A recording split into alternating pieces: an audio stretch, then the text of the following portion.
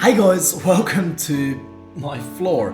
I've never started a piano lesson laying on my stomach on the floor, but today I am because I want to talk to you guys about these things right here. The piano pedals. Now in this video I'm going to talk to you about three very important things. One, the different piano setups with different amount of pedals. Two, what do these bad boys do? And three, most importantly, the majority of this video is going to be about the sustain pedal, how to use it, how to make songs sound better. Basically everything you want to know about the pedal is going to be in this lesson. So I want to get off the floor as soon as possible and into that sustain pedal because that's the most important and really interesting thing. So let's get started. First of all, you've got three pedals right here on this piano. This is not an actual piano, it is a digital piano, but because it's a little bit more high-end, I've got three pedals and they work the same as with a grand piano. There's also pianos that just come with one pedal, and there's pianos that come with two pedals. They will have the pedal on the right and the pedal on the left. And then of course there's pianos with three pedals, both grand pianos and wall pianos. They do a little bit of a different thing, but we'll get into that later once I explain to you what the pedals actually do. I will clarify that for you. And then there's the most important category of pianos, the piano without a pedal. If you have a piano without a pedal, get yourself a pedal, okay? You can always buy them.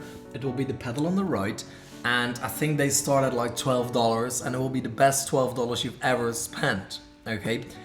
You need to get a pedal if you want to play the piano. So if you don't have a pedal yet, but you do have a keyboard or a piano, even if you have a keyboard, get yourself a pedal. So now let's get up off the floor and I'll explain to you what these three pedals do. Okay, a bit of an interesting view there, but at least you're able to see the pedals and I can explain to you what they do. So first of all, we have to make a distinction between grand pianos and all the other pianos because the pedals do different things. Oh my god. I'm gonna go into the things that they do the same first, okay? Okay, so let's get my board in here. I made a very beautiful board. We've got grand pianos, wall pianos, and then all the other kind of pianos like this digital piano or a keyboard. And I'll tell you the different stuff and then I'll focus on the board, okay? So first of all, let's start with the easiest one, the pedal on the right. Basically, that is called a sustain pedal, and what it does is it sustains a note. So if I play a chord and I release that chord, the sound is gone. Same happens with single notes, okay? I can play it, I can hear it. When I release it, the sound stops. The sustain pedal helps me to, when I play it, release it, but the sound continues on. So that's very easy when I, for instance, want to play something like... and I want to keep that whole sound going, because if I would do without the pedal, it sounds like that, okay? That's the sustain pedal. That's the one where this whole lesson is going to be about. Then we want to switch to the pedal on the left because some pianos only have a pedal on the right and on the left, but they miss the middle pedal, okay? The pedal on the left, what it doesn't of course do it with my keyboard, but with an actual piano, with a wall piano or a grand piano, the whole keys will shift a little bit. And how does that work? Well, basically all of the modern pianos have 3 strings per note, okay? So when you play that C, you're not just playing one single string, there's actually 3 strings. There's a hammer like this. Okay, first of all, my drawing skills are very bad, but okay. There's a hammer that comes down on a string. That's how the piano makes a sound, okay? And when we see that from up top, we have 3 strings, and the hammer is quite big. It actually hits all of these strings at the same time, bing, and you get that sound, okay? Of course, there's no hammers here because it's a digital one, okay? I hope that makes sense. Now, when I press this pedal on the left, what happens is the whole action actually moves over. So the whole keyboard moves over, and the hammer doesn't hit this string. I believe it's a string on the right, but because I don't have a piano right here, I think the string on the right is missed. So only 2 strings are being hit, which makes the sound a lot softer, okay? So if I hit this, do you hear the difference? It's a minute difference, okay? But you can imagine playing a chord right here, or You hear that it's a little bit different? Now, something else that happens is that this little edge of the hammer right here actually touches that string a little bit sometimes, and it creates this different kind of aroma to the sound, if you will. Okay, so it's a little bit of a different sound. It's very nice to use when you want to play some soft music, some dance stuff. The one in the middle right here is functioning as a grand piano middle pedal. And if you have 3 pedals on the digital like mine, usually this is called sostenuto as well. Okay, it's called sostenuto on the grand piano as well, but on the wall piano, the piano that you place against the wall, not those big concert pianos, it is called the practice pedal. And this is where people get confused. Okay, so the practice pedal, what does it do? Basically, you have all of these little hammers that I just showed you a little bit, and you put a piece of cloth between the snare and the hammer. So when it plays, it doesn't sound that loud. Kind of like this idea, like... Okay? It's softer. I personally don't like the practice pedal. Why is it called practice? Because if you put that piano against the wall and your neighbor happens to live behind that wall, which is usually the case, then by putting in that practice pedal, the piano just sounds muted. So it's about 40% of the sound that it would usually produce. And that means that your neighbor doesn't go crazy the whole time when you're trying to practice a song. And yeah, like that's why it's called the practice pedal. However, what it also does is it makes the keys feel very, very heavy. So I don't like to play that because I don't want to like get my fingers used to that heavy feel and then play on another piano. So personally, I'm not the biggest fan of the practice. The middle piano is kind of acting as a sustain pedal. Listen, this is sustain. This is middle, okay? So what is the difference? Well, if I use a sustain right here and I play, all of this gets added on top, okay? If I use the middle one, I can play all of these and they disappear. Only these 3 notes will be held, okay? So how does that work? You press the middle one first, then you play the chord, nothing happens. Any note that you play after pressing that pedal isn't being sustained, but you play the notes first, then you hold the pedal, and then it is sustained. And again, everything that comes after that isn't sustained. However, if you hit the same notes again, they will sound longer, okay? So enough of that. Basically, grand piano, the one on the left makes it sound soft and a little bit different because only 2 snares are hit. Middle piano, sostenuto. And the one on the right, it sustains the note. Keyboard is gonna be the same if the 3 pedals are there. Usually the one on the left isn't there, the one in the middle is also usually not there, okay? You only have the one on the right, okay? You just have that sustain pedal and that is perfectly fine. That's what we usually use. And then on the wall piano, yes, the softness is gonna be there on the left, the sustain is gonna be there on the right, but in the middle, we don't have the sostenuto pedal. We usually have a practice pedal that just makes everything sound a little bit muted.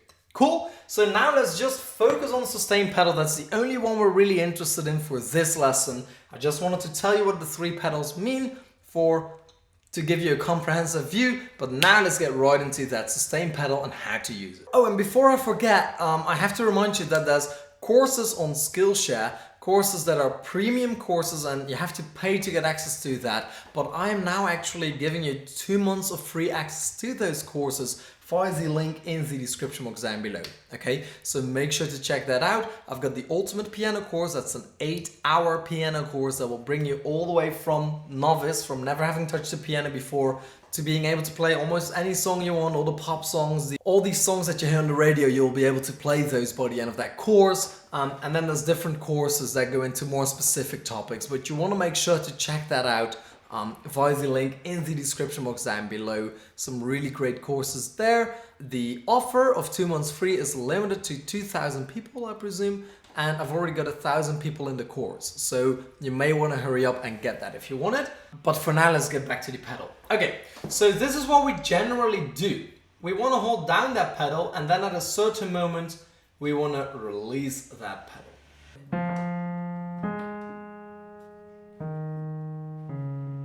Okay, now when do I use that pedal? You may think that I played a note and then I use the pedal, but look, now the pedal is already gone. You want to catch the note. I'm playing this F right here. So I'm going to make this F a little bit longer. Okay, doesn't make any sense, but like this is still an F, right? But it's very long. And now I have time to show you exactly when I use that pedal. Here's how the pedal works. It catches every note that is being pressed in at the moment that you press in the pedal. So, I press in the pedal now. If I play a note, it will be caught by the pedal and it will retain like the sound as long as the pedal is in. As soon as I release, the sound is gone. Okay, so if I press the pedal first and then the note, I will got it. If I press the note first and then the pedal, it's gone. Okay, the note is gone. So what we have to do in order to catch that note is the pedal has to be in before the note is played if I want to catch the note. I want to play the pedal here. This is where I'm going to do the pedal. And then, let's say I release here, the note will stop. Okay, now, this is when I just touch the note with my finger once. So I'm going to show you what happens. Pedal in, note, release. It's gone. Okay, now something else. I'm going to play the note first, but I'm going to hold it with my finger and then play the pedal. Okay, so let me show you exactly what I'm doing right here. Well, actually, I'm going to cut it off here as well. So this is where I'm going to release my pedal. This is where I'm going to play my pedal, but I'm going to hold my finger down. Pedal, release. That also works, okay? So I can play the note first.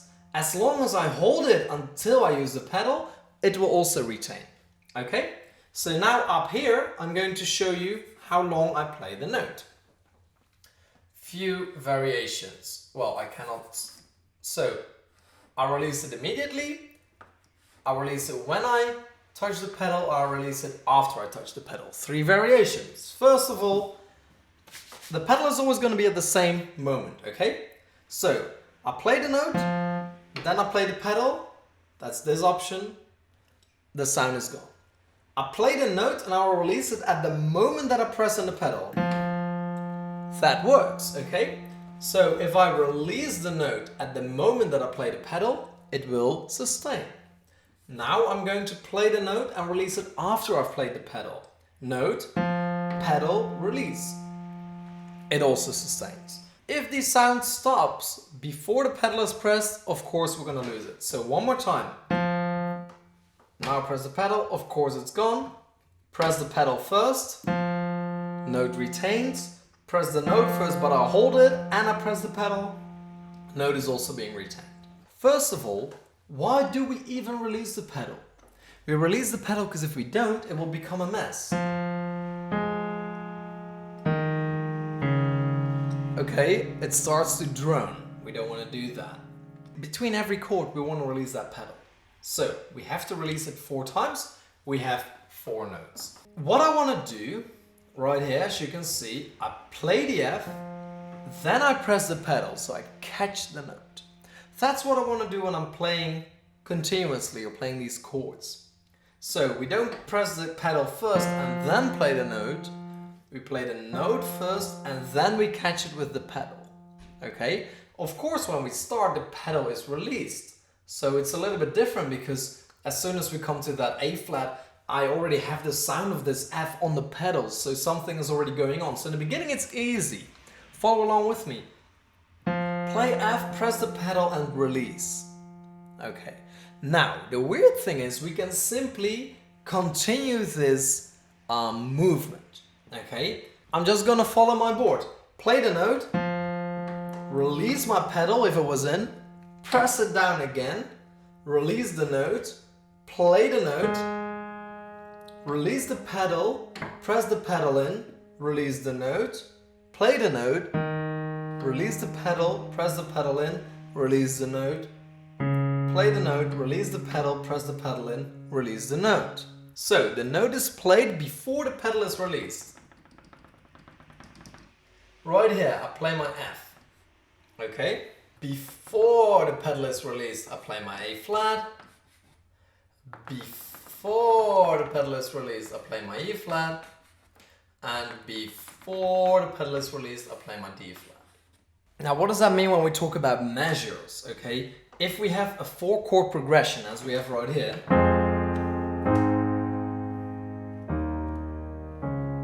okay, we have 4 measures basically, and we'll hold it for 2 seconds. 1, 2, 1, 2, 1, 2, 1, 2. Okay, this one is technically a little bit different because of the way that Adele's written hello. So,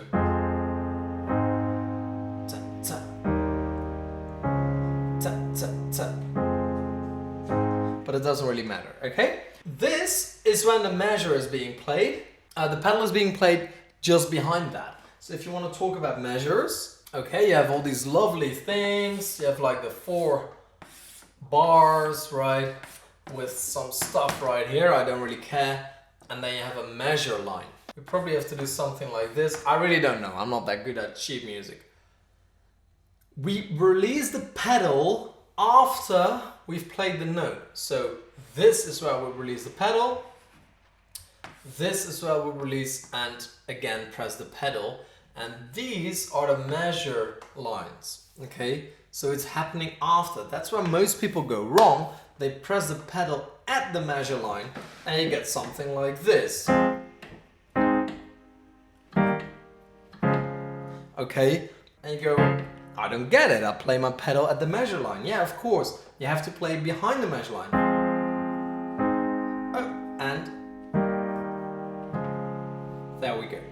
Okay, so with chords it's quite easy. We play it we go up and down right after the chord has been pressed. So chord, up and down. If you play single notes, we're going to do the same thing.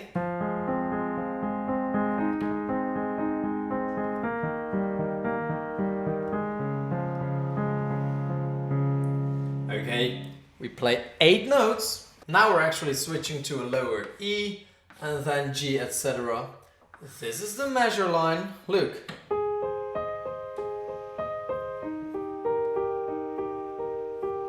But I'm not switching my pedal until halfway through that E. I want to catch it. If I do it after the E, I will lose the E. Listen.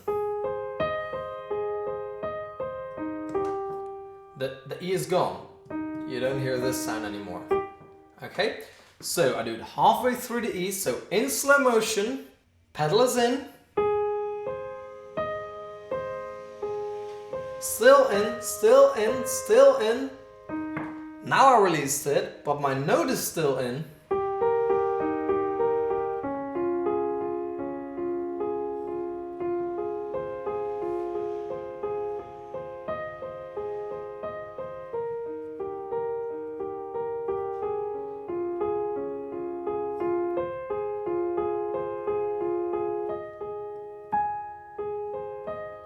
Go with the pedal in the first bit of that measure.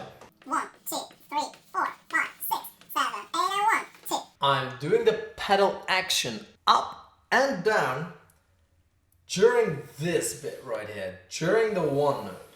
Okay? Not between the 1 and the 2. Here, right here is where I want to do it. Sometimes the notes start to drone too much. Guess what? I'm also gonna do it here on the 5. Okay.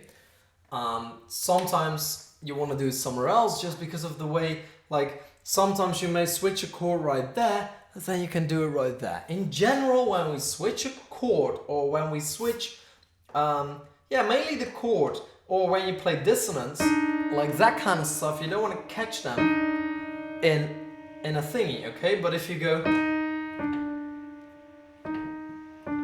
then it's okay. You don't want to have that sound, okay? It starts to drone. So you can decide when you want to, but you have to realize that you have to catch that note. So you play the note, then you press the pedal, then you release the note, then you've got it. Or you press the pedal first, play the note, and then you've got it. If you want to play different, you play the note first, and in the midst of playing that note, see, I'm pressing my note, and here I do my pedal,